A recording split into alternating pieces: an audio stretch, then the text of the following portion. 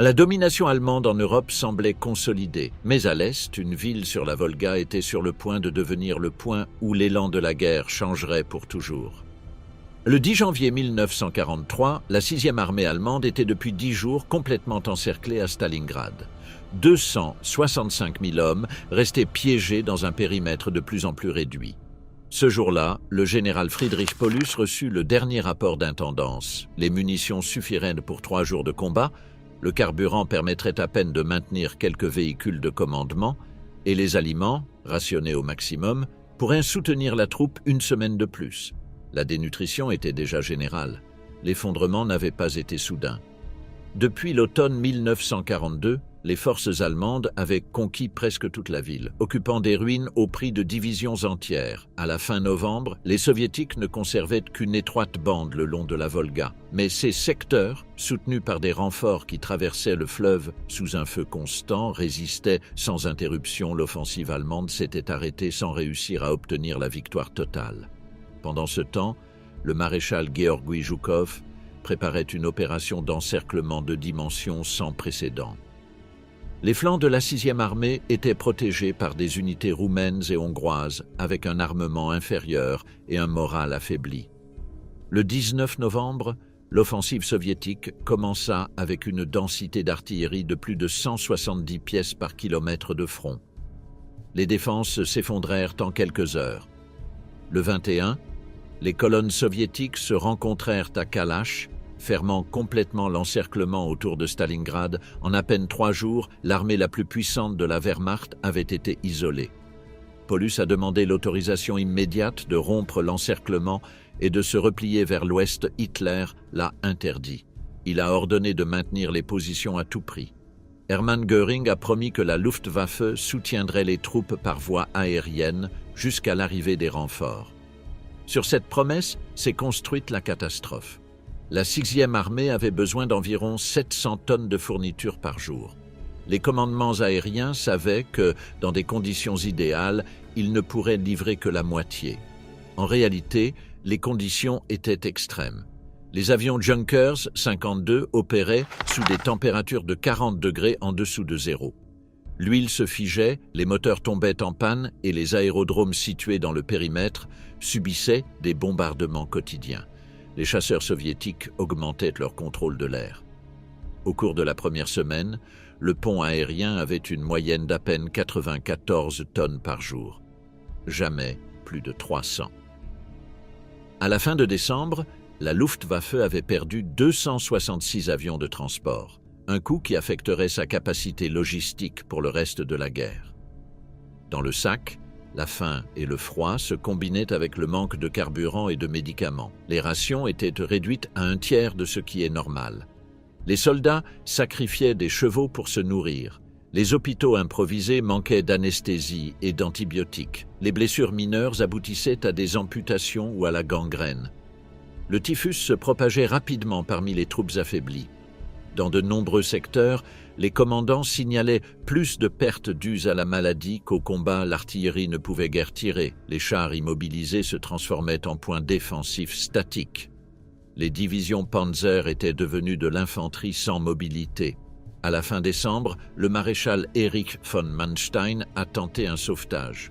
L'opération Tempête d'hiver a réussi à avancer depuis le sud avec la 4e armée Panzer jusqu'à se situer à moins de 50 km du périmètre. Paulus a reçu des ordres préparatoires pour coordonner une percée appelée coup de tonnerre. Mais Hitler a de nouveau refusé.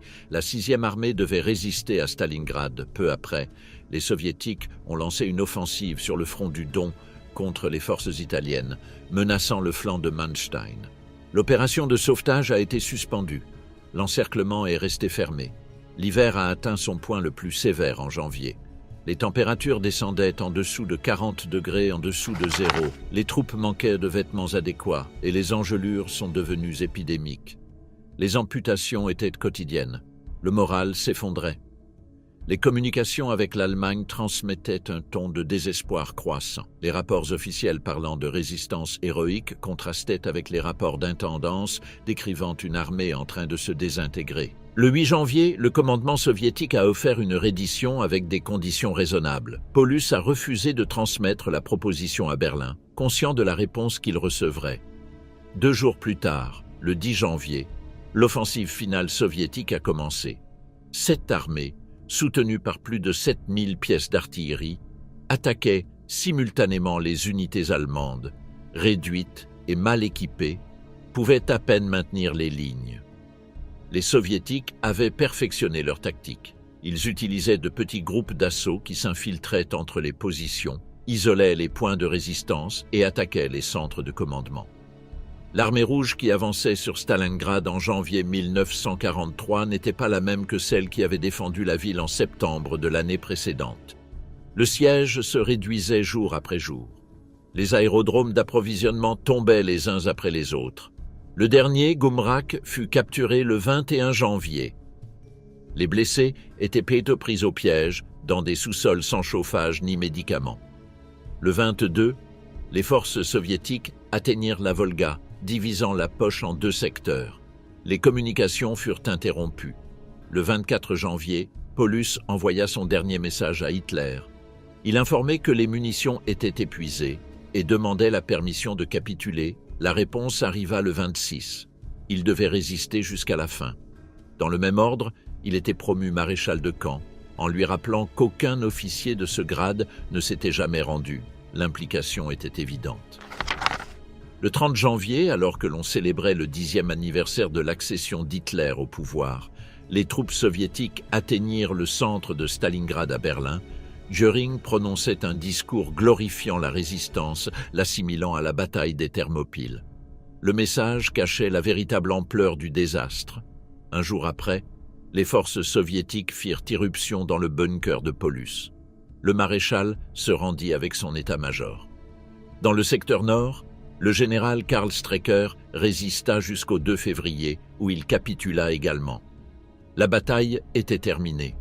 Des 260 000 hommes de la 6e armée, seulement 91 000 ont été faits prisonniers. Le reste était mort au combat, de faim, de gel ou de maladie. Parmi ces prisonniers, à peine 5 000 retournaient en Allemagne des années plus tard. 22 divisions cessaient d'exister. La Luftwaffe perdait près de 500 avions de transport, plus de la moitié de sa capacité stratégique. Le désastre était total. Les conséquences ont dépassé le front de la Volga. Les réserves allemandes avaient été consommées dans les tentatives ratées de sauvetage. La Wehrmacht a perdu sa capacité offensive et l'équilibre stratégique s'est déplacé vers l'Union soviétique. Hitler a blâmé ses généraux, Paulus, les troupes alliées de l'Axe, mais jamais ses propres ordres. Le haut commandement de l'armée devait maintenant reconstruire un front en ruine, tandis que la production soviétique dépassait largement celle de l'Allemagne. Les remplacements étaient recrutés parmi les adolescents et les vétérans de plus de 40 ans avec peu de formation. L'expérience du combat se perdait et la qualité moyenne des unités déclinait. La logistique est devenue critique. Les lignes ferroviaires avaient été détruites par le retrait et le transport dépendait de camions avec peu de carburant. Les soviétiques exploitaient leur avantage numérique et continuaient à avancer. En février, ils libérèrent Koursk et Kharkiv, repoussant l'armée allemande vers le Dniepr seul. Le transfert rapide de divisions de Panzer SS depuis la France permit de contre-attaquer et de reprendre temporairement Kharkiv en mars. La contre-offensive a restauré une partie du front, mais pas l'initiative. Stalingrad a marqué le moment où la Wehrmacht a cessé de décider de l'orientation de la guerre. Sur les cartes du haut commandement allemand, les planificateurs cherchaient un point où concentrer les forces pour tenter de renverser la situation. Tous les regards convergeaient vers un saillant qui dépassait dans les lignes soviétiques. Si on attaquait depuis le nord et le sud, un nouveau piège pourrait se former. Le nom de cet endroit était Koursk. Le saillant de Koursk apparaissait sur les cartes comme un coin de terrain soviétique s'enfonçant profondément dans les lignes allemandes. Sa largeur atteignait 190 km et sa profondeur dépassait 120. Depuis le nord, la 9e armée du général Walter Model devait avancer depuis Orel vers le sud. Depuis le sud, la 4e armée Panzer de Hermann Hoth attaquerait depuis Belgorod vers le nord. Les deux forces devaient se rencontrer près de Koursk, fermant une tenaille qui piégerait l'ennemi. L'opération reçut le nom de code Citadelle. Les planificateurs allemands estimaient que dans le saillant se trouvaient environ 5 armées soviétiques, près d'1 million d'hommes. Leur destruction permettrait de reprendre l'initiative perdue après Stalingrad et éliminerait les principales réserves soviétiques. Le plan initial prévoyait de lancer l'offensive au début du mois de mai 1943, profitant de la fin du dégel et avant que l'armée rouge ne réorganise ses défenses. Hitler approuva l'opération, mais imposa des conditions techniques et temporelles. Il voulait attendre l'arrivée des nouveaux chars Panther et Tiger en quantité suffisante. Le Panther, avec son canon de 75 mm et son blindage incliné, devait égaler l'efficacité du T-34 soviétique, le Tiger, avec son canon de 88 mm et son blindage plus lourd, surpassait tout char allié. Les commandements militaires n'étaient pas d'accord. Manstein soutenait l'offensive, en comptant infliger des pertes décisives. Guderian la rejetait, soulignant que les nouveaux blindés souffraient de pannes mécaniques graves et que les divisions Panzer n'étaient pas reconstituées. Model, quant à lui, avertissait que les défenses soviétiques seraient imprenables si l'attaque continuait à être retardée. Alors que le commandement allemand discutait des dates, l'ennemi se préparait. Les services de renseignement soviétiques obtinrent des informations précises sur les plans allemands grâce à diverses sources. Des agents en Suisse liés au réseau Lucie transmirent des données provenant du propre haut commandement allemand. La reconnaissance aérienne détecta des concentrations de troupes et les interrogatoires de prisonniers confirmèrent les préparatifs. Pour le mois d'avril, l'état-major soviétique connaissait avec exactitude l'ampleur et la direction de l'attaque prévue. Le maréchal Zhukov a proposé une réponse défensive. Au lieu de lancer une offensive préventive, il a recommandé d'attendre le coup allemand, de l'épuiser, puis de contre-attaquer avec des réserves mobiles. Son analyse était basée sur l'expérience accumulée. Les offensives allemandes initiales étaient violentes mais s'épuisaient rapidement. Staline a accepté la stratégie, l'objectif serait d'absorber l'impact et de détruire l'ennemi lorsque son avance se ralentirait. Pendant les mois suivants, les Soviétiques ont transformé la région de Koursk en une forteresse. 8 lignes défensives successives ont été construites, s'étendant jusqu'à 190 km de profondeur. Chaque ligne incluait des réseaux de tranchées, des fortifications en béton, des positions d'artillerie camouflées et une dense concentration de mines. Plus de 800 000 mines ont été posées, la moitié anti-chars et l'autre moitié anti-personnel. Les ingénieurs ont creusé plus de 5000 km de tranchées, avec une densité de feu sans précédent. Plus de 20 000 pièces d'artillerie et de mortiers distribuées dans des zones de tir superposées. C'était le système défensif le plus étendu jamais construit jusqu'à ce moment-là. La date de début a été retardée à plusieurs reprises. Hitler a reporté l'offensive de mai à juin, puis à juillet, espérant accumuler plus de Panthers. Chaque retard augmentait la préparation soviétique. Certains généraux ont proposé d'annuler l'opération. La surprise avait été perdue. Mais Hitler insistait. Il avait besoin d'une victoire qui réaffirmerait le prestige militaire allemand. Le 5 juillet 1943, finalement, l'offensive a commencé. Cependant, les Soviétiques, avertis par le renseignement et par des déserteurs, ont lancé leur propre préparation d'artillerie quelques minutes avant l'attaque. Les salves soviétiques ont frappé les positions allemandes juste avant que les unités Panzer ne se mettent en marche. La surprise, élément central du plan, avait disparu dès le premier instant. Dans le secteur nord, Model avança lentement sur des défenses plus profondes que prévu. Les nouveaux Panthers subirent de graves pannes mécaniques, les transmissions se cassaient, les moteurs surchauffaient, les systèmes électriques échouaient. Sur 200 chars déployés, à peine 40 restaient opérationnels à la fin du premier jour. Les Tigers démontrèrent une plus grande fiabilité technique, mais leur consommation élevée de carburant et leur poids de plus de 50 tonnes limitaient leur mobilité et compliquaient le franchissement des ponts. Les routes étaient obstruées par des véhicules en panne. Dans le secteur sud, le général Hoth a obtenu des résultats initiaux plus prometteurs. Les divisions Panzer SS, avec des équipages expérimentés, ont réussi à percer les premières lignes défensives. Le 12 juillet, ils ont atteint la zone de Prokhorovka, où se déroulerait l'un des plus grands affrontements blindés de l'histoire. Dans le champ de Prokhorovka, près de 800 chars allemands et 850 soviétiques s'affrontèrent. Les T-34 savaient que le blindage frontal des Tigres était pratiquement impénétrable à longue distance. C'est pourquoi les commandants soviétiques ordonnèrent de réduire le combat à des distances minimales. Les chars soviétiques se lançaient frontalement, cherchant à flanquer l'ennemi pour tirer sur les côtés plus vulnérables. La bataille dégénéra en un combat chaotique à courte portée. La fumée, la poussière et les incendies réduisaient la visibilité. Les équipages perdèrent le contact visuel et l'orientation. À la tombée de la nuit, le champ était couvert de carcasses fumantes. Les pertes soviétiques furent plus nombreuses en nombre, mais celles des Allemands s'avérèrent stratégiquement plus graves en raison de leur capacité de remplacement limitée. Le 13 juillet, Hitler convoqua Manstein et Klug. Il leur informa qu'ils devaient suspendre l'opération. 3 jours plus tôt, le 10 juillet, les forces alliées avaient débarqué en Sicile. L'Italie était en danger et des divisions d'élite étaient nécessaires pour renforcer le front méditerranéen. Les unités SS devaient être transférées immédiatement. Manstein protesta. Il croyait qu'un ultime effort briserait les lignes soviétiques. Hitler était inflexible. La situation stratégique avait changé. L'opération Citadelle était annulée. Les pertes allemandes s'élevaient à environ 54 000 hommes entre morts, blessés et disparus. Entre 300 et 500 chars furent détruits. Les pertes soviétiques étaient plus importantes en termes absolus, mais leur capacité industrielle et humaine à les remplacer était bien supérieure. Pour la première fois, l'armée allemande avait lancé une offensive soigneusement planifiée, avec son meilleur matériel et ses meilleures troupes, et n'avait obtenu aucun résultat opérationnel. L'initiative passait définitivement à l'armée rouge. Après l'annulation de Citadelle, les forces soviétiques ont lancé une série de contre-offensives immédiates. Le 3 août, les fronts de Briansk et de l'Ouest ont attaqué le saillant d'Orel.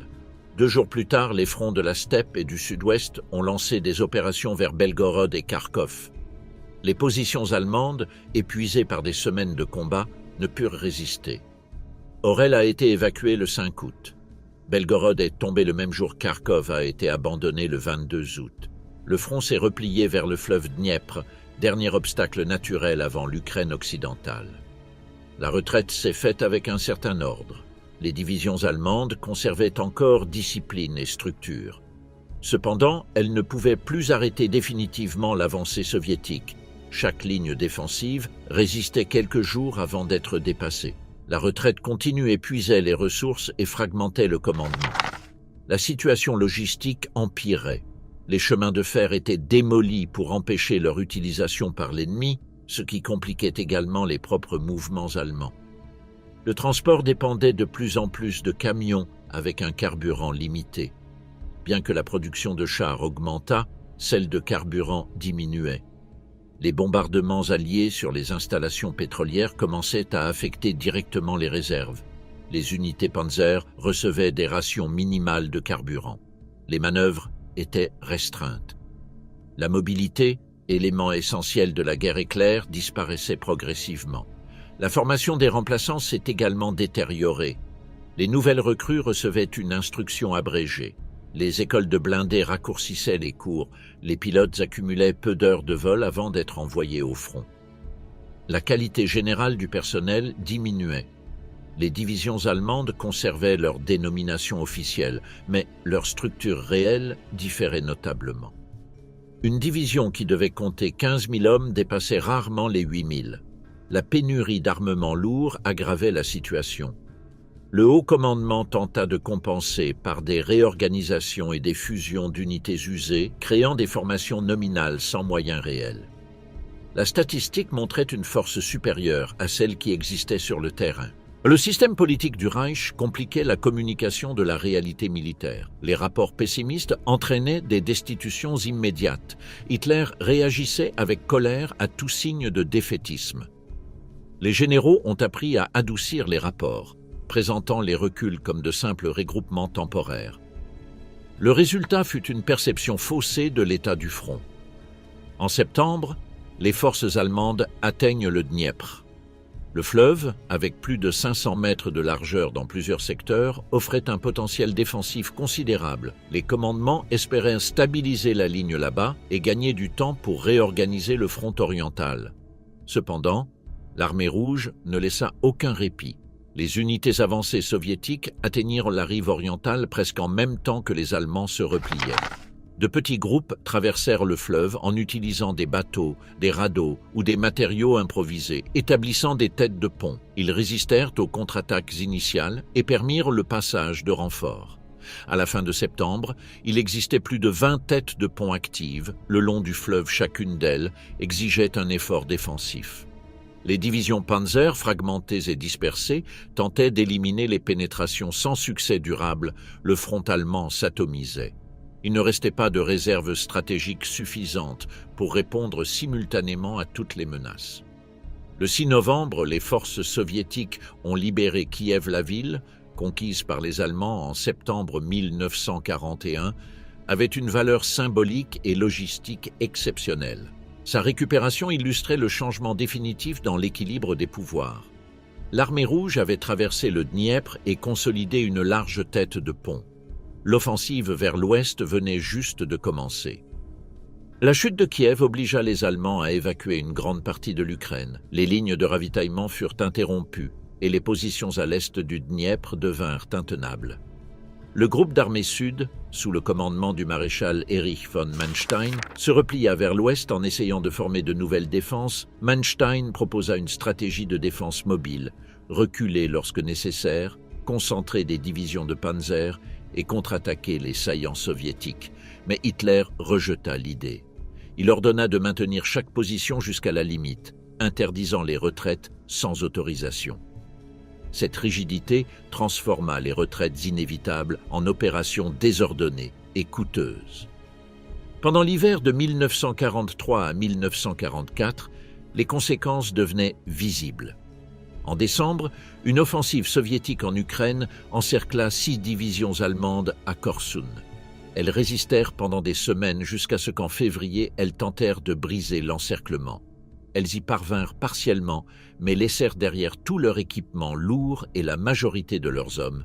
Le schéma de Stalingrad se répétait à plus petite échelle, unités isolées, secours tardifs et pertes irremplaçables. Le système logistique s'effondrait. Les sabotages des partisans et les bombardements soviétiques interrompaient le trafic ferroviaire. Les trains qui mettaient auparavant 2 jours pour arriver au front prenaient maintenant 1 semaine. Les dépôts de munitions et de carburant se vidaient, et les unités rationnaient l'artillerie et le carburant. L'infanterie dépendait de plus en plus du transport à cheval, mais le fourrage était rare et les animaux mouraient d'épuisement. La mobilité de l'armée s'est réduite drastiquement. Une division qui en 1941 pouvait se déplacer de 30 km par jour, en 1944 atteignait à peine la moitié. La Luftwaffe faisait face à une détérioration parallèle. La production de carburant d'aviation diminuait en raison des bombardements alliés et les pilotes recevaient moins de formation. Les sorties opérationnelles étaient réduites, consolidant la supériorité aérienne soviétique. Les forces terrestres étaient exposées à des attaques constantes. En mars 1944, le front s'est stabilisé temporairement du Dniestre à Vitebsk. C'était pratiquement la même ligne qu'en juin 1941.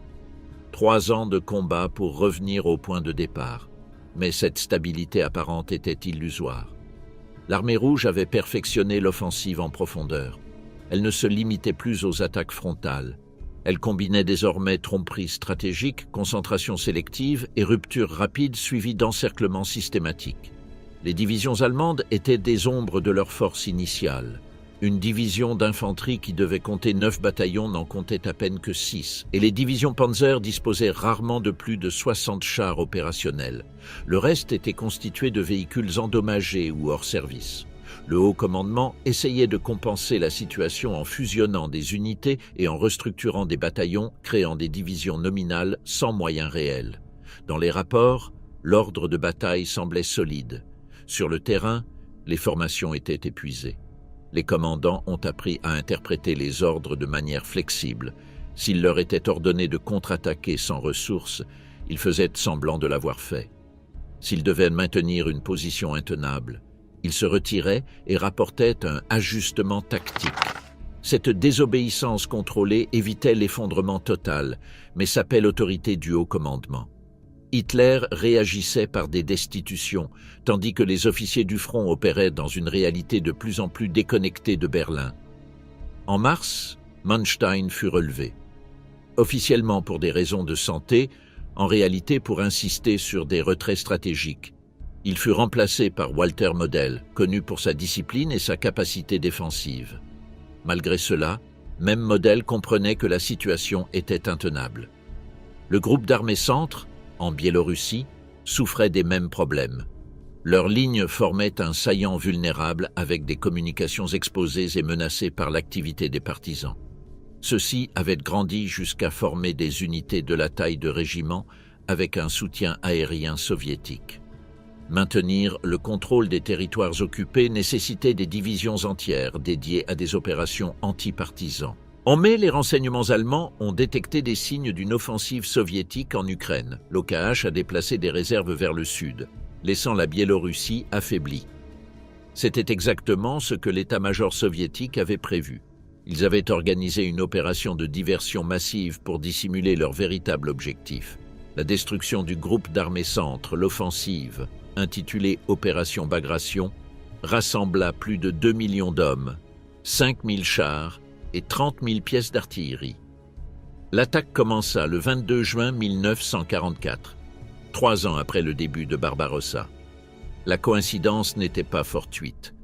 La préparation d'artillerie fut la plus intense de la guerre. Les soviétiques dominaient complètement les airs. Les défenses allemandes, étendues et sans réserve, s'effondrèrent en quelques jours. La 3e armée Panzer a été encerclée à Vitebsk. Hitler a ordonné de résister comme une forteresse.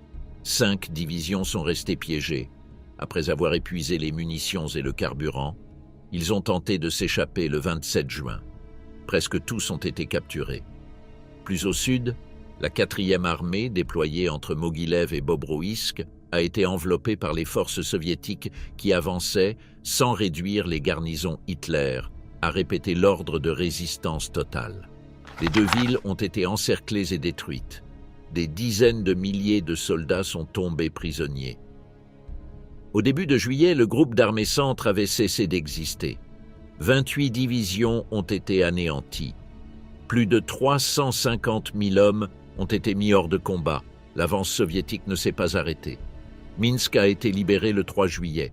En moins de 6 semaines, les troupes soviétiques ont avancé de 600 km, ont traversé la Pologne et ont atteint la Vistule. Le front allemand s'est désintégré. Les réserves envoyées des pays baltes et d'Ukraine sont arrivées trop tard, se heurtant à un ennemi qui avait déjà dépassé les positions désignées pour leur défense. La logistique allemande s'est effondrée. Les lignes ferroviaires ont été coupées, les dépôts capturés ou détruits, les véhicules sont restés sans carburant. Au nord, le groupe d'armées basé dans les pays baltes est resté isolé, relié à l'Allemagne uniquement par la mer. Hitler a interdit son évacuation, ordonnant de maintenir les positions en Estonie et en Lettonie. 20 divisions sont restées immobilisées dans une zone sans valeur stratégique. En août, le front se stabilisa temporairement le long de la Vistule et des accès à la Prusse orientale. L'armée rouge avait atteint la limite de sa capacité logistique. Les Allemands tentèrent de reconstruire des défenses, mais les ressources étaient insuffisantes. Les divisions transférées depuis la France après le débarquement allié arrivaient incomplètes et mal équipées.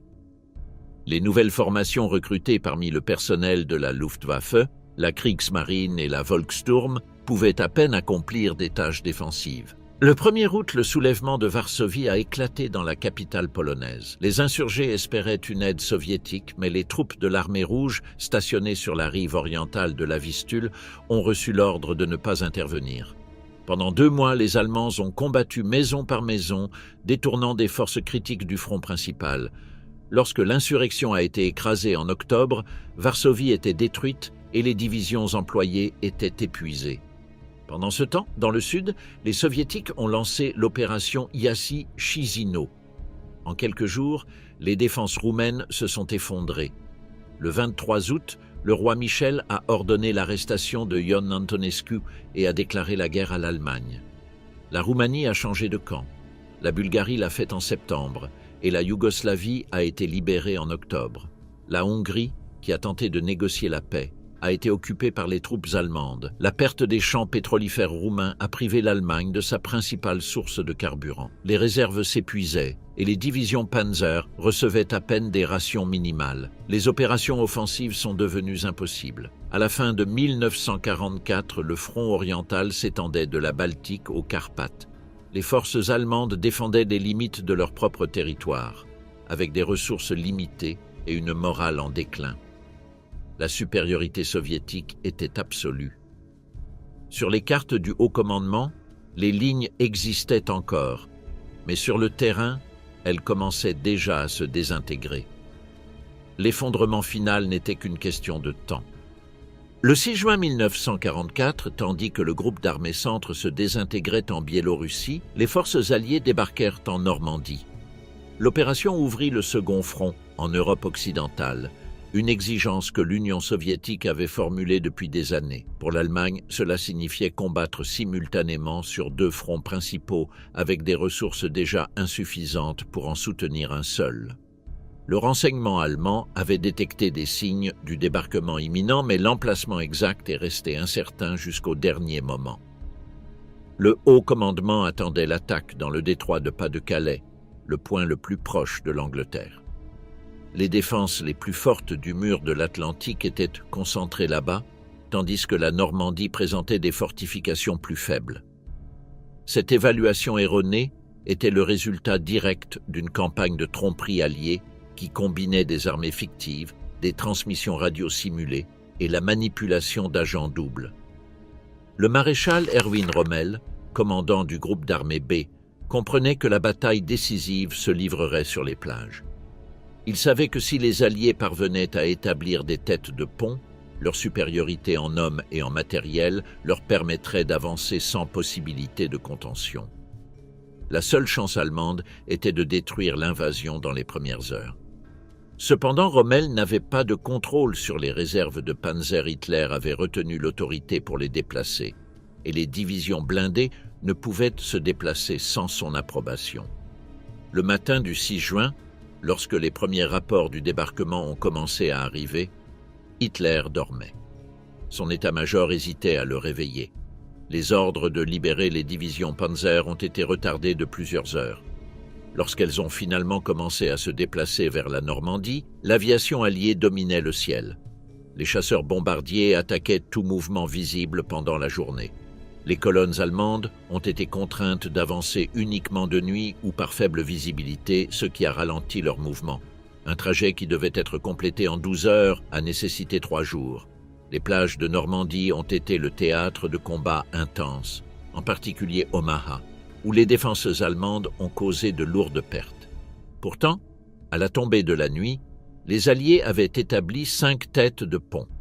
Dans les jours suivants, ils ont consolidé leur position et élargi les périmètres. Les contre-attaques allemandes, fragmentées et sans coordination, n'ont pas réussi à inverser la situation. Les divisions arrivaient sur le front de manière dispersée et étaient lancées dans le combat immédiatement, sans possibilité de concentration ni de manœuvre. La structure de commandement allemande en France était confuse. Rommel contrôlait le groupe d'armée B.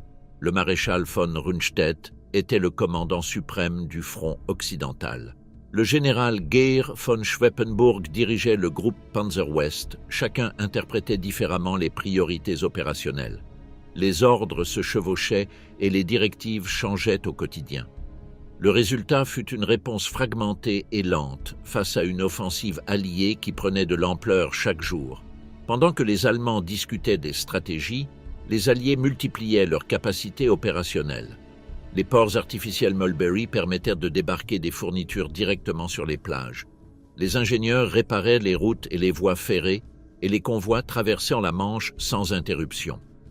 À la fin de juin, 500 000 soldats alliés, soutenus par des milliers de véhicules et des centaines de chars, étaient déjà en France.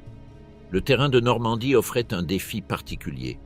Le bocage, petits champs séparés par des haies hautes et des talus de terre, rendait le mouvement des véhicules et la visibilité difficile. Au début, Cela favorisait la défense allemande, qui pouvait infliger de lourdes pertes aux attaquants. Cependant, cela limitait également la manœuvre défensive. Les contre-attaques étaient canalisées par des chemins étroits, facilement battus par l'artillerie et l'aviation alliée. La bataille s'est transformée en une guerre d'usure dans laquelle les Alliés, avec une supériorité matérielle et logistique, pouvaient remplacer leurs pertes tandis que les Allemands épuisaient leurs réserves. Rommel avertit Hitler de la gravité de la situation. Le 25 juin, il informa que les troupes étaient épuisées et qu'il était nécessaire de raccourcir le front. Hitler rejeta tout repli et ordonna de résister sur place. Quelques semaines plus tard, le 17 juillet, Rommel fut grièvement blessé lorsque son véhicule fut attaqué par des chasseurs bombardiers alliés. Le maréchal Günther von Kluge prit le commandement. En arrivant au front, il comprit que la situation était intenable. Les forces alliées continuaient d'accumuler des moyens et lançaient des offensives consécutives pour élargir les zones conquises. Le 18 juillet, les Britanniques ont lancé l'opération Goodwood, utilisant 3 divisions blindées pour attaquer vers Caen. Les Allemands ont réussi à arrêter l'avancée, mais au prix de leur dernière réserve de panzer.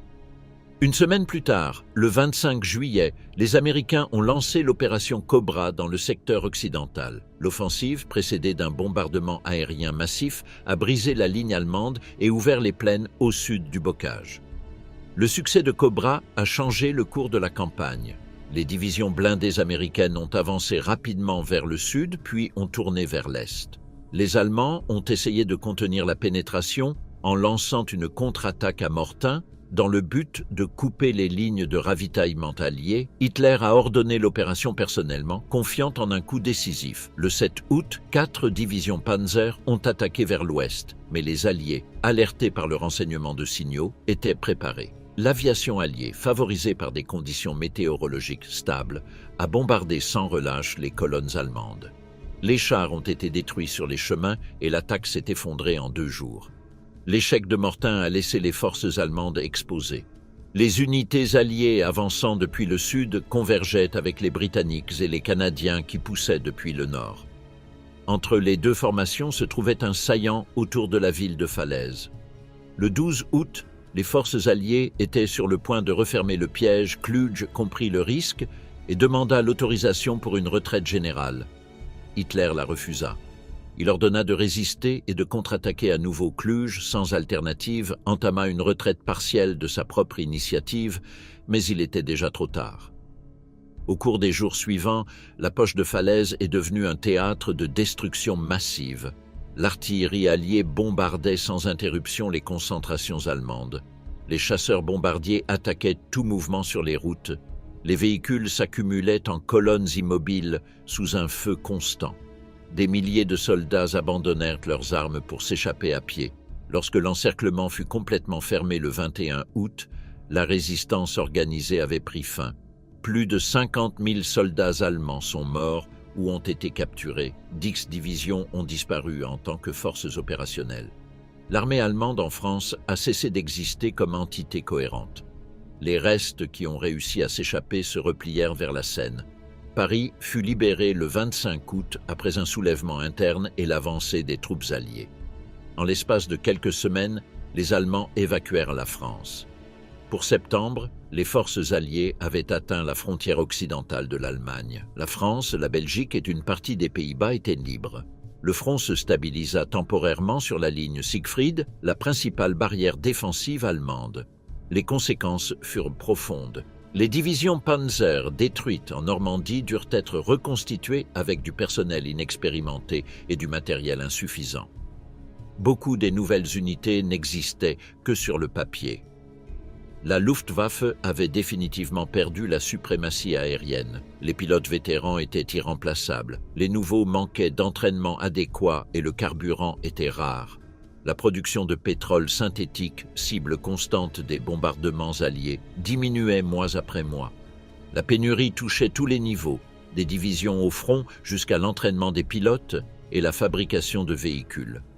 Malgré l'épreuve du désastre, Hitler insistait pour préparer une contre-offensive à l'ouest. Il arguait que les Alliés, avec des lignes étendues et dépendant des ports de Normandie, étaient vulnérables. Il ordonna de rassembler les dernières réserves de Panzer pour une attaque concentrée qui percerait le front et atteindrait Anvers. L'offensive devait être exécutée en décembre sous le nom de Wacht am Rhein, garde sur le Rhin. Les commandements savaient que l'opération avait peu de chances réelles, les réserves étaient insuffisantes, le carburant se faisait rare et la supériorité aérienne alliée empêchait tout mouvement massif sans être détecté, mais l'ordre devait être exécuté. Tandis que le front occidental se réorganisait, le Reich se préparait pour sa dernière tentative offensive. Au cours des premières semaines de décembre 1944, la concentration de divisions Panzer dans le secteur de l'Eifel ne passa pas complètement inaperçue pour le renseignement allié, mais son interprétation fut erronée. Les commandements américains supposèrent que ces unités se réorganisaient après les combats de l'automne. Personne ne s'attendait à une attaque de grande envergure dans la forêt des Ardennes, une région de terrain accidenté et de routes étroites, considérée comme inadaptée aux opérations blindées. Cette supposition, raisonnable selon la doctrine militaire traditionnelle, ignorait une réalité décisive. L'Allemagne ne pouvait déjà plus se permettre d'agir selon des critères conventionnels. Le plan opérationnel allemand, désigné Wacht am Rhein, prévoyait de percer le front allié dans un secteur faiblement défendu et d'avancer rapidement vers Anvers. La capture du port diviserait les forces britanniques et américaines et priverait les Alliés de leur principal centre logistique. Le succès dépendait de 3 facteurs. Maintenir la surprise tactique, disposer d'un mauvais temps qui empêcherait l'action de l'aviation alliée et capturer des dépôts de carburant ennemis dans les 2 premiers jours, les réserves allemandes suffisaient à peine pour atteindre le fleuve Meuse. Sans carburant allié, l'offensive s'arrêterait avant d'atteindre son objectif. Pour l'opération, presque toutes les réserves mobiles disponibles sur le front occidental ont été rassemblées.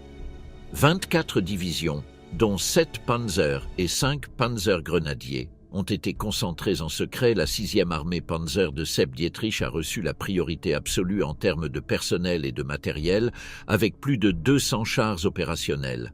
La 5e armée Panzer de Manteuffel et la 7e armée complétaient le dispositif, bien que de manière inégale. La Luftwaffe a concentré environ 1800 avions, son plus grand déploiement à l'ouest depuis 1940. L'attaque a commencé à l'aube du 16 décembre avec un intense bombardement d'artillerie le long de 120 km de front. Les divisions américaines qui défendèrent le secteur, unités au repos ou avec peu d'expérience, ont été dépassées en quelques heures. La surprise fut totale. Les formations allemandes ont pénétré en plusieurs points et semé la confusion dans le commandement allié. Pendant les premières 24 heures, les avancées ont atteint des profondeurs allant jusqu'à 12 km. C'était l'avancée la plus rapide que l'armée allemande avait réalisée à l'ouest depuis 1940. Les problèmes logistiques sont apparus immédiatement. Les routes des Ardennes, conçues pour un trafic civil léger, se sont effondrées sous le poids de centaines de véhicules. Chaque croisement devenait un embouteillage. Le mauvais temps, qui empêchait l'action aérienne alliée, entravait également le mouvement terrestre. Les routes couvertes de neige et de glace ralentissaient les colonnes et la consommation de carburant dépassait largement les prévisions. Dans les zones d'avant-garde, les chars consommaient leurs dernières réserves de carburant avant d'atteindre les objectifs désignés. La résistance américaine, initialement désorganisée, s'est consolidée en des points clés. Saint-Vith et Bastogne, nœuds routiers essentiels, se sont transformés en obstacles opérationnels. La défense de Saint-Vith a résisté pendant 6 jours, retardant l'avancée allemande et forçant l'utilisation de routes secondaires inadéquates. À Bastogne, la 101e division aéroportée et des unités dispersées ont formé un périmètre défensif le 20 décembre. Les forces allemandes n'ont pas réussi à capturer la ville. La résistance a immobilisé des troupes et des blindés nécessaires au front principal. Le facteur carburant est devenu la limitation décisive. Certains groupes de combat, comme le Kampfgruppe Peiper de la 6e armée Panzer, ont réussi des pénétrations allant jusqu'à 60 km, mais le 24 décembre, ils se sont arrêtés par manque total de carburant. Les dépôts alliés qui devaient être capturés restaient hors de portée. Les défenseurs avaient eu le temps d'évacuer ou de détruire les approvisionnements. Les colonnes d'approvisionnement allemandes, entravées par la congestion routière et soumises à des attaques aériennes croissantes après l'amélioration du temps le jour 23, n'ont pas pu maintenir le flux de carburant ni de munitions. La réaction alliée, initialement dispersée, gagna en coordination. À partir du 19 décembre, Eisenhower transféra le contrôle du secteur nord au maréchal Montgomery, tandis que le général Patton réorienta sa 3e armée vers le nord pour frapper le flanc sud du saillant. En moins de 3 jours, les forces alliées réorganisèrent un dispositif défensif cohérent, chose impensable des mois auparavant. La différence logistique était évidente. Les Alliés disposaient d'un système d'approvisionnement stable, d'un carburant abondant et d'une supériorité aérienne imminente.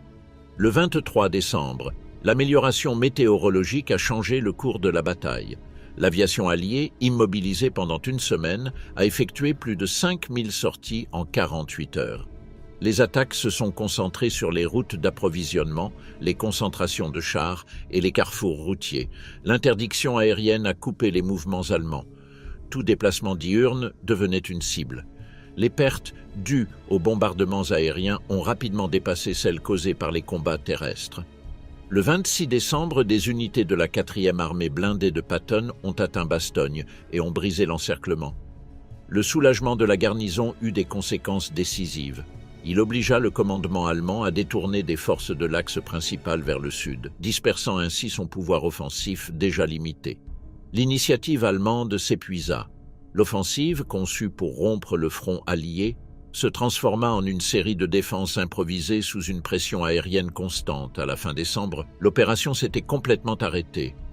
Les unités les plus avancées ont à peine atteint la Meuse.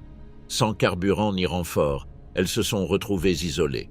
Les attaques aériennes et le manque de fournitures ont conduit à la perte d'environ 500 blindés par destruction, panne ou abandon. Les pertes ont dépassé les 80 000 hommes entre morts, blessés et prisonniers. L'Allemagne avait perdu la plupart de ses réserves mobiles à l'ouest.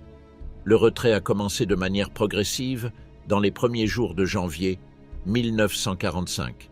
De nombreuses unités ont reculé sans ordre, conscientes que l'offensive avait échoué. L'autorisation officielle est arrivée le 8 janvier, lorsque l'offensive soviétique sur la Vistule a obligé à transférer l'attention à l'Est.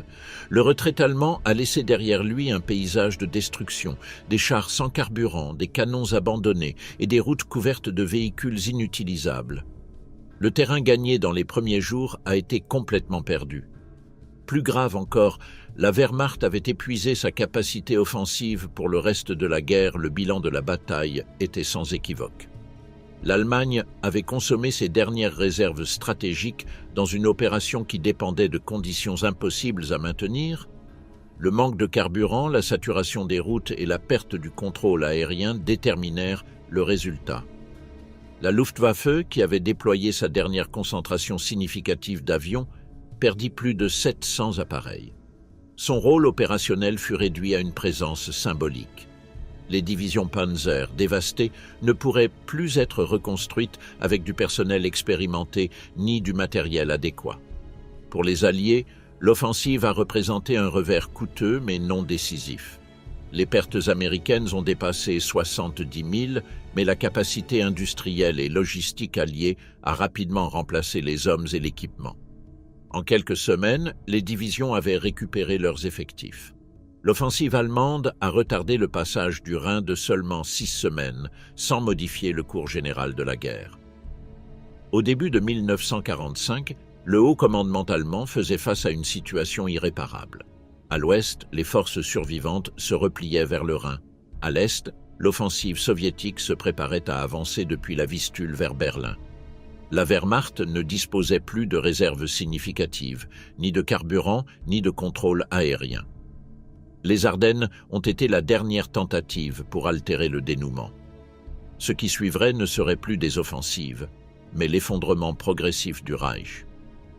L'offensive soviétique sur la Vistule a commencé le 12 janvier 1945 avec une préparation d'artillerie qui s'est étendue pendant plusieurs heures sur plus de 400 km de front. La densité de feu a dépassé toutes les concentrations précédentes, y compris celles de Koursk et de Biélorussie. Le premier front ukrainien, sous la direction du maréchal Ivan Koniev, et le premier front biélorusse, commandé par Gueorgui Djoukov, ont déployé plus de 2 millions de soldats, 6 000 chars et 4 000 avions. Cette masse de moyens accumulés pendant des mois de préparation méticuleuse s'est lancée contre un système défensif allemand qui, dans de nombreux secteurs, existait seulement sur les cartes du haut commandement. Les divisions allemandes qui défendaient la Vistule étaient des formations incomplètes. La plupart avaient été reconstituées après des pertes antérieures et atteignaient à peine la moitié de leur dotation théorique. L'armement lourd était rare, le transport motorisé insuffisant et les munitions limitées. Les réserves mobiles avaient été consommées lors de l'offensive des Ardennes ou étaient en transit vers l'ouest. Le résultat fut un front mince, sans profondeur ni capacité de manœuvre. La rupture fut totale en moins de 48 heures. Les groupes mobiles soviétiques, intégrés par des corps de chars et des unités mécanisées, exploitèrent les brèches et avancèrent en profondeur en suivant le principe de la vitesse avant la consolidation. Ils évitaient les points de résistance allemandes, les laissant aux unités de suivi, tout en se dirigeant vers les centres de communication, les nœuds ferroviaires et les dépôts logistiques. Au cours des 3 premiers jours, le commandement allemand perdit le contact avec de nombreuses divisions. La structure de commandement commença à se fragmenter. Pendant la deuxième quinzaine de janvier, le rythme de l'avancée soviétique a dépassé tous les précédents. Certaines formations ont avancé de plus de 30 km par jour, rendant impossible toute réorganisation défensive. Le 17 janvier, les troupes du premier front biélorusse sont entrées à Varsovie. Le 23, des unités avancées ont franchi la frontière allemande en Prusse orientale. Le 27 janvier, le premier front ukrainien a libéré le complexe d'Auschwitz, révélant l'ampleur des crimes commis dans les territoires occupés. À la fin du mois, les forces soviétiques ont atteint la rivière Oder à plusieurs endroits, à moins de 80 km de Berlin.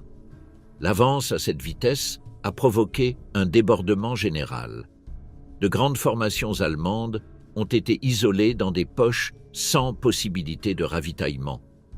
En Prusse orientale, le nouveau groupe d'armées centre, rétabli après la destruction de l'original en 1944, a été encerclé.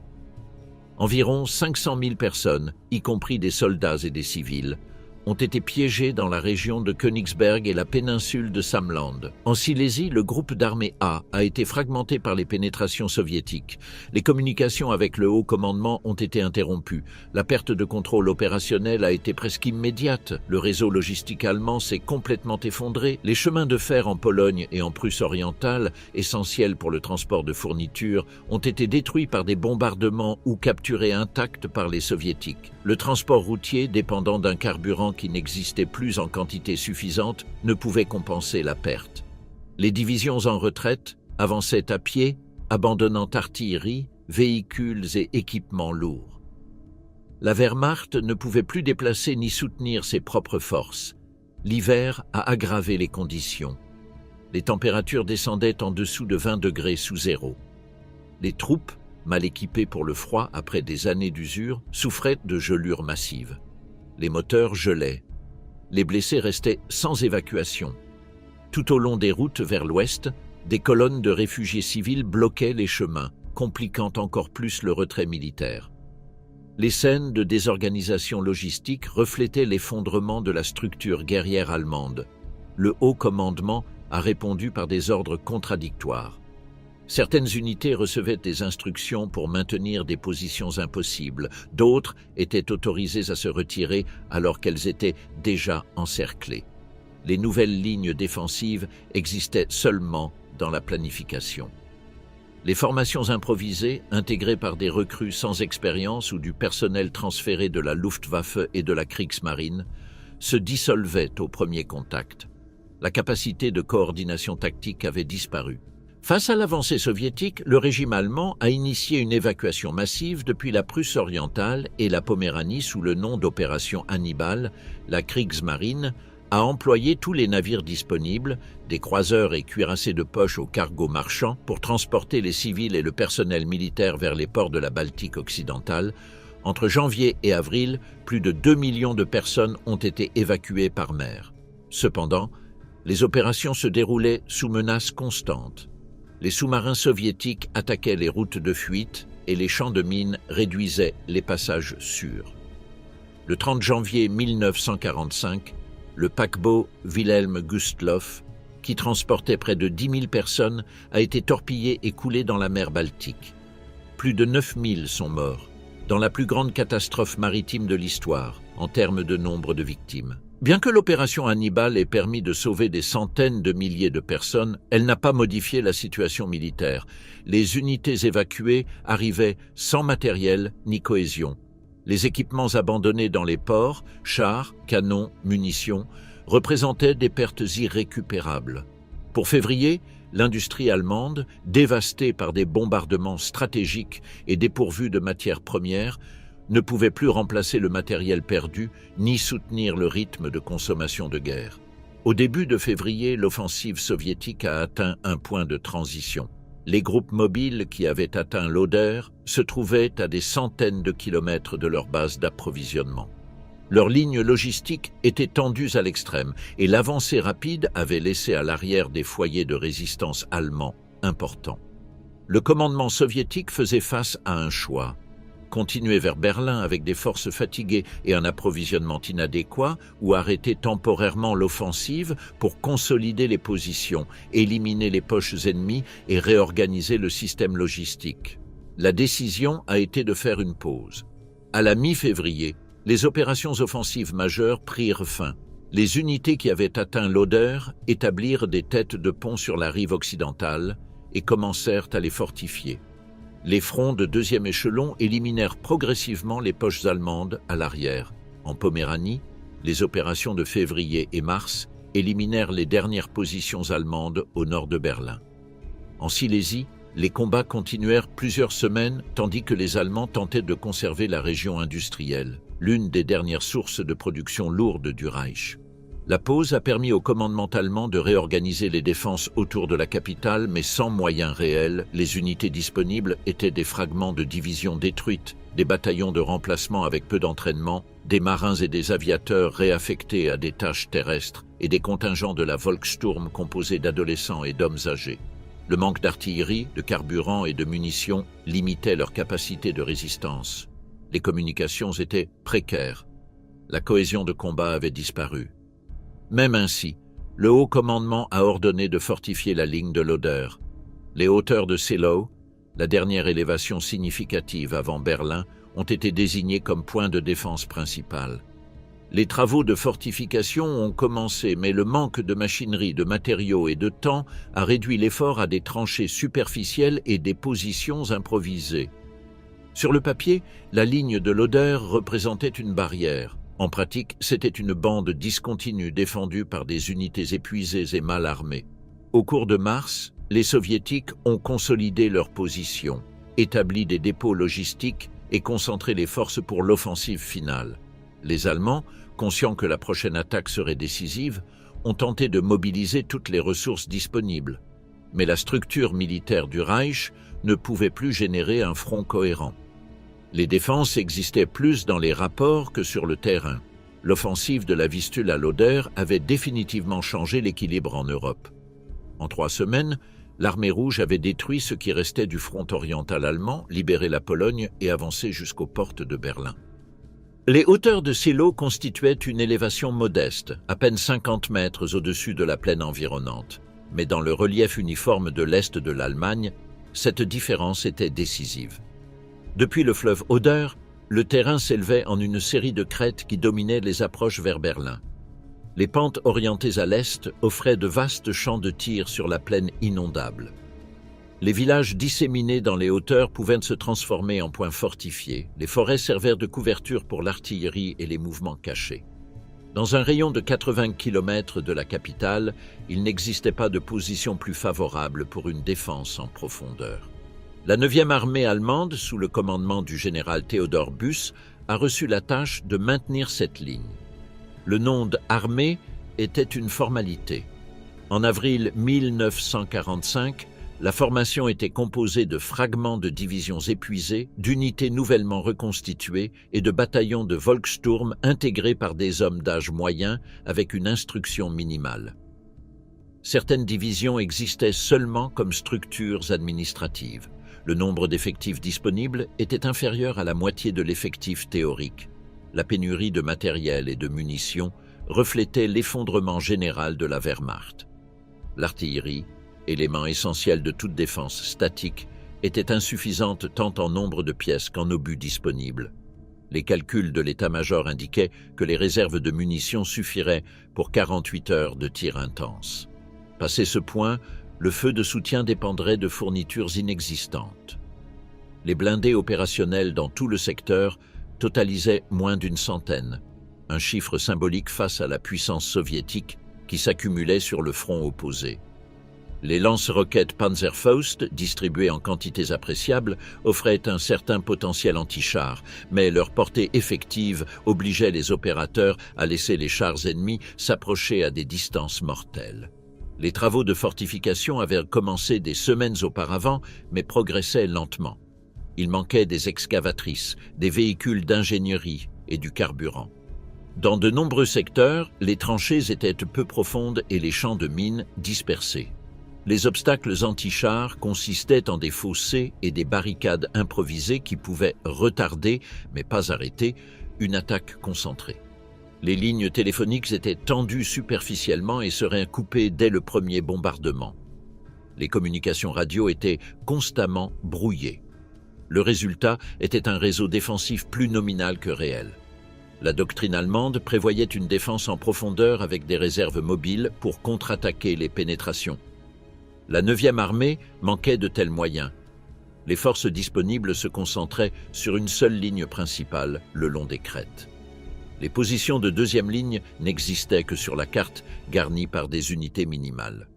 Les réserves consistaient en des troupes déjà engagées qui devraient être retirées sous le feu et déplacées sans véhicules adéquats. La défense reposait sur la résistance de position fixe plutôt que sur la manœuvre. Face à cette force incomplète, s'était rassemblé le premier front de Biélorussie sous le maréchal Georgi Zhukov avec plus de 700 000 soldats.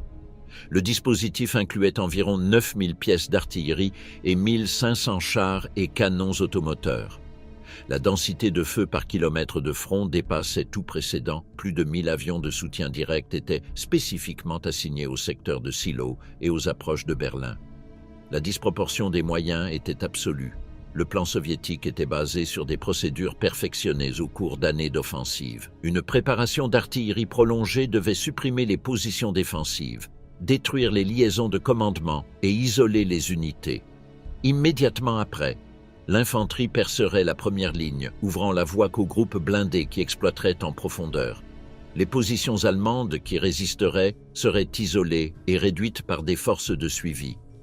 L'objectif était de maintenir l'élan sans donner aux défenseurs le temps de se réorganiser. Le 16 avril 1945, avant l'aube, la préparation d'artillerie a commencé pendant plus de 2 heures.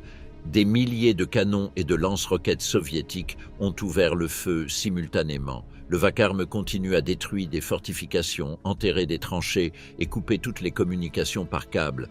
Les unités allemandes de première ligne ont été littéralement déterrées par les explosions. Les batteries qui ont tenté de répondre ont été localisées par des tirs de contre-batterie et rapidement réduites au silence. Les observateurs qui ont survécu ont rapporté que le terrain avait changé de forme. Les champs s'étaient transformés en paysages de cratères enchaînés par la fumée et les décombres. Pendant le bombardement, les Soviétiques ont employé des projecteurs anti-aériens pour illuminer le champ de bataille. Plus d'une centaine ont projeté de la lumière depuis l'arrière, cherchant à aveugler les défenseurs et à guider l'infanterie attaquante. La fumée et la poussière ont dispersé une grande partie de l'éclairage, mais l'effet psychologique sur les défenseurs a été notable. Pour beaucoup, le mélange de feu, de lumière et de bruit a annulé toute possibilité de coordination. Lorsque le feu cessa, les vagues d'infanterie soviétique avancèrent. Dans plusieurs secteurs, les positions allemandes qui avaient survécu au bombardement résistèrent avec intensité. Les mitrailleuses cachées parmi les décombres causèrent d'importantes pertes. Les équipes de Panzerfaust détruisirent de nombreux chars aux accès des hauteurs. La pluie récente et les milliers d'impacts d'artillerie avaient transformé le terrain en un bourbier qui compliquait le mouvement des blindés soviétiques. Les véhicules qui quittèrent les routes principales s'enlisaient ou étaient exposés au feu latéral. À la fin du premier jour, l'avancée soviétique avait été plus lente que prévu. Les pénétrations atteignaient entre 2 et 5 kilomètres, loin des objectifs opérationnels. Les pertes étaient élevées des deux côtés. Les défenses allemandes, bien que déchirées, maintenaient de la cohésion. L'artillerie allemande, malgré sa rareté, continuait à tirer à intervalles irréguliers. Les communications étaient fragmentaires, mais les unités résistaient encore. Le 17 avril, Zhukov a renforcé l'attaque. L'artillerie a maintenu un feu constant et les groupes blindés ont renouvelé l'assaut. La résistance allemande commençait à se désintégrer. Les réserves de munitions s'épuisaient et les pertes en personnel ne pouvaient pas être remplacées. Les positions détruites la veille ont été complètement rasées. Les ordres du commandement n'arrivaient plus aux lignes de front. Les décisions s'étaient laissées aux mains des commandants locaux qui combattaient avec des informations incomplètes. Pendant ce temps, plus au sud, le premier front ukrainien d'Ivan Koniev a lancé son offensive en traversant la rivière Neisse. Le plan soviétique prévoyait une avancée convergente vers Berlin. L'attaque de Koniev a intensifié la pression sur le dispositif allemand et menaçait d'envelopper la 9e armée par le sud. Le haut commandement allemand, sans réserve suffisante, ne pouvait contenir les deux axes d'avancée. Le 18 avril, les défenses allemandes ont commencé à s'effondrer. Les unités qui tenaient encore leur position se retiraient quand elles manquaient de munitions ou étaient débordées par les flancs. Les chars soviétiques, une fois les crêtes franchies, avançaient sans opposition organisée. La Luftwaffe pouvait à peine intervenir. Moins d'une centaine d'avions restaient opérationnels dans tout le secteur. La supériorité aérienne soviétique était totale. Les routes vers l'ouest étaient remplies de colonnes en retraite, mélangeant des débris militaires et des civils fuyant l'avancée. Pour le 19 avril, la bataille de Silo était conclue.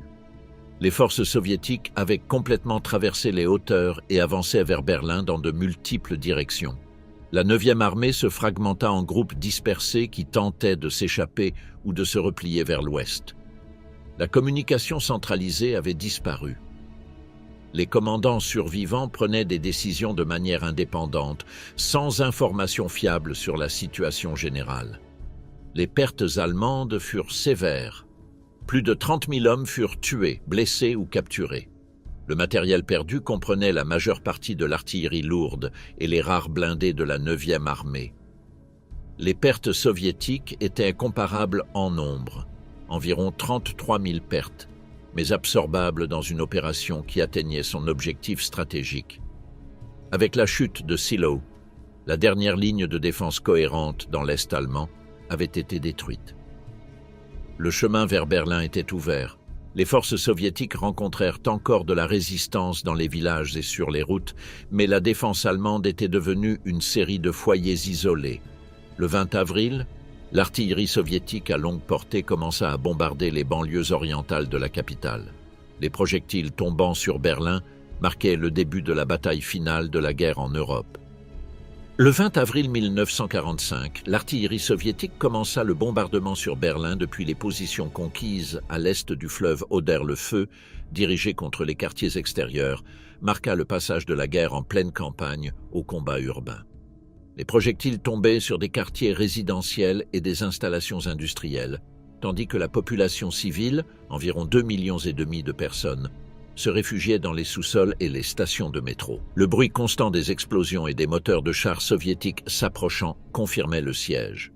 Le dispositif allemand dans la ville rassemblait environ 90 000 hommes, un mélange de restes de divisions de la Wehrmacht, d'unités des Waffen-SS, de bataillons du Volkssturm et de contingents de la jeunesse hitlérienne. La coordination était minimale. Chaque groupe suivait sa propre chaîne de commandement. L'artillerie lourde était rare, les chars d'assaut opérationnels n'atteignaient pas 50 et les réserves de munitions étaient insuffisantes. Seules les armes légères et les Panzerfaust étaient abondantes, utiles aux combats rapprochés mais de faible portée. La stratégie consistait à transformer Berlin en une forteresse urbaine. Les rues étroites et les bâtiments solides offraient des opportunités pour une défense prolongée, mais l'exécution était précaire. Les fortifications improvisées, tramways renversés, barricades de débris offraient une protection limitée. Les communications entre les secteurs dépendaient des messagers. L'approvisionnement en nourriture et en munitions était irrégulier. La ville était isolée et les dépôts s'épuisaient rapidement. Le 25 avril, les troupes soviétiques ont complètement fermé l'encerclement. Les fronts biélorusses et ukrainiens se sont reliés à l'ouest de la ville, scellant les routes d'évasion. La 12e armée du général Wenck a tenté de secourir Berlin, mais a été stoppée avant d'atteindre le périmètre. À partir de ce moment, la capitale allemande est restée sans contact avec l'extérieur. L'avance soviétique dans la ville s'est réalisée par des groupes d'assaut formés par l'infanterie, des chars et des sapeurs. Chaque bloc était attaqué par un tir direct d'artillerie et d'armes automatiques, suivi par l'assaut maison par maison. Les sapeurs ouvraient des brèches dans les murs. L'infanterie nettoyait pièce par pièce. Le processus était lent et sanglant, mais constant.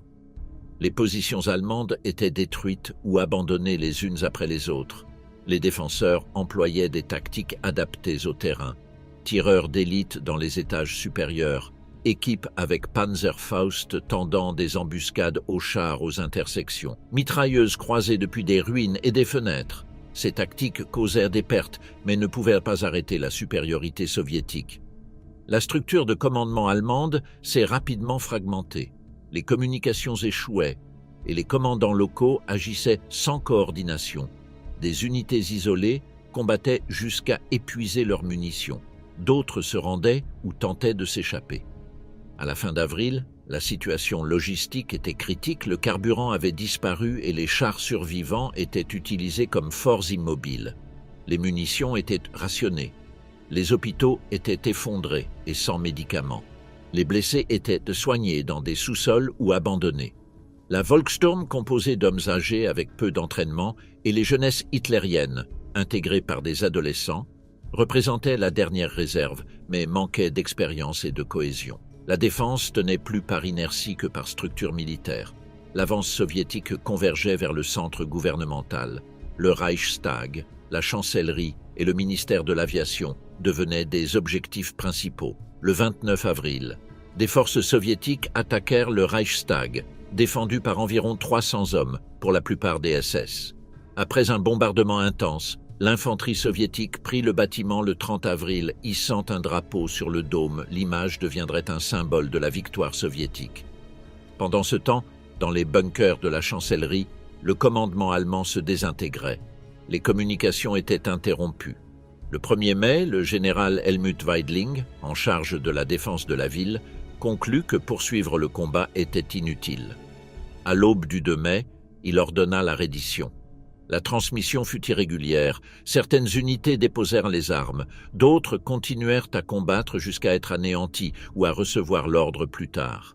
Les affrontements résiduels continuèrent pendant des heures, mais la résistance organisée était terminée. Les forces soviétiques ont initié le désarmement systématique des défenseurs. Les soldats de la Wehrmacht ont été séparés des SS et du Volkssturm. La classification déterminait le destin, prisonniers communs, détenus pour crimes de guerre ou civils libérés. La ville conquise était un paysage de ruines. Des bâtiments effondrés bloquaient les rues, des incendies brûlaient sans contrôle, et des cadavres de soldats et de civils couvraient les décombres. Le système urbain avait effondré. Il n'y avait pas d'eau, d'électricité ni d'aliments suffisants. Berlin cessa d'exister comme centre politique et fonctionnel du Reich.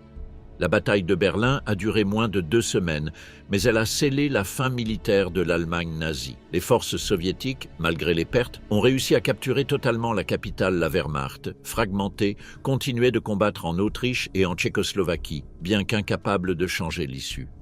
Le son de l'artillerie cessa le 2 mai 1945. En quelques jours, la guerre en Europe toucherait à sa fin. La reddition de Berlin le 2 mai 1945 n'a pas mis fin immédiatement à la guerre en Europe. Des forces allemandes continuaient de combattre en Tchécoslovaquie, en Autriche et le nord de l'Allemagne. Mais la chute de la capitale a éliminé toute possibilité de coordination stratégique. L'Oberkommando der Wehrmacht, ancien haut commandement des forces armées, avait cessé de fonctionner comme une structure efficace. Les communications entre unités dispersées étaient sporadiques et les commandants locaux prenaient des décisions sans orientation centrale. L'amiral Karl Dönitz, désigné successeur de Hitler, établit un gouvernement provisoire à Flensburg avec une autorité limitée sur le nord de l'Allemagne et le Danemark. Son objectif était de négocier avec les alliés occidentaux une reddition partielle qui permettrait de continuer la résistance contre l'armée rouge. Les alliés rejetèrent cette proposition, réaffirmant qu'ils n'accepteraient qu'une reddition inconditionnelle et simultanée sur tous les fronts. Le 7 mai, au quartier général du général Eisenhower à Reims, le général Alfred Jodl signa la capitulation inconditionnelle au nom de Dönitz. Le document stipulait que toutes les forces allemandes cesseraient les hostilités à 23 heures, une du 8 mai. L'Union soviétique exigea une deuxième cérémonie officielle à Berlin. Dans la nuit du 8 au 9 mai, le maréchal Wilhelm Keitel, représentant la Wehrmacht, signa la ratification finale à Karlshorst, devant le maréchal Zhukov et les représentants alliés. La guerre en Europe était officiellement terminée. La diffusion des ordres de cessez-le-feu a été irrégulière. Certaines unités ont cessé le combat dès le 8 mai, tandis que d'autres, isolées, ont continué de se battre plusieurs jours de plus. En Tchécoslovaquie, les combats ont persisté jusqu'au 11 mai, et de petites garnisons isolées dans la Baltique ont résisté pendant des semaines. Le processus de reddition physique et de désarmement s'est étendu pendant mai et juin. Les troupes allemandes remettaient armes et équipements en des points désignés, étaient enregistrées et internées dans des camps de prisonniers. Les prisonniers furent distribués selon la zone de reddition. Plus de 11 millions de soldats allemands passèrent sous garde alliée, dont 3 millions restèrent sous contrôle soviétique. Les conditions ont varié. Dans les camps occidentaux, la surpopulation et le manque de fournitures ont provoqué des taux de mortalité initiaux élevés. Dans les camps soviétiques, les prisonniers furent employés comme main-d'œuvre forcée. Les morts par maladie, sous-alimentation et travail forcé se comptèrent par centaines de milliers. La libération des prisonniers a commencé en 1946. Les simples soldats sans implication politique ont été libérés en premier. Les officiers et le personnel technique sont restés plus longtemps. Les derniers prisonniers en Union soviétique ne sont revenus qu'en 1956. Pendant l'été de 1945, le Conseil de contrôle allié décréta la dissolution légale de la Wehrmacht et de toutes les organisations militaires allemandes. Les installations furent occupées ou démantelées, la possession d'armes ou d'uniformes fut interdite. Le matériel militaire capturé fut inventorié. Les équipements utiles furent destinés aux armées alliées. Le reste fut détruit.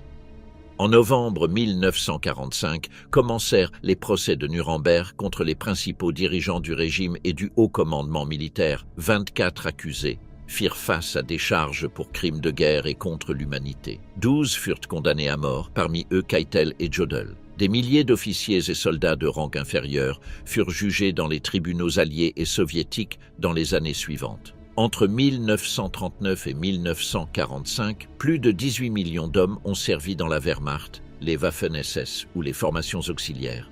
Parmi eux, 5 300 000 sont morts au combat ou de causes liées. À la fin de la guerre, les divisions qui avaient conquis l'Europe n'existaient que dans des documents. Le personnel survivant est retourné dans une nation détruite et divisée. Les usines, les casernes et les écoles militaires ont été fermées ou réduites en ruines. La capacité opérationnelle de la Wehrmacht était nulle. L'Allemagne avait cessé de posséder une armée et l'appareil militaire qui avait commencé la guerre avait disparu physiquement et légalement.